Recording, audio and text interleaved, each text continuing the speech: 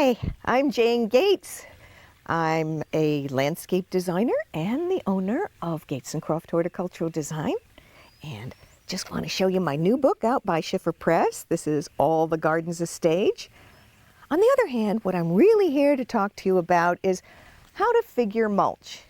And what I mean by that is, how do you figure out how much you need and what to use? So the very first thing you want to do is you really want to decide what kind of mulch you want to use. Are you using sand as a mulch cover? Are you using gravel, rock? You can do some really fun things you can get. Oh, tumbled glass. They're all colored and shapes and textured type rocks that you can use as stones.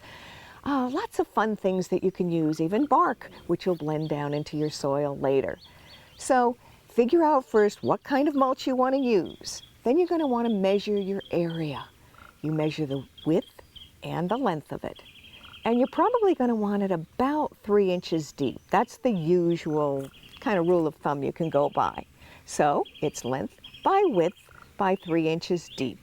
Do your math. And guess what? You'll know exactly what the volume is to order your mulch in.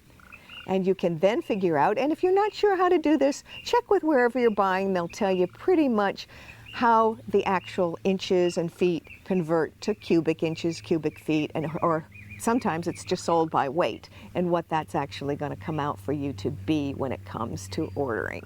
But it's really pretty simple. Just length by width by depth. And that'll give you how much mulch to put into your garden when you order it or when you go out and buy it yourself. And that is how you figure mulch.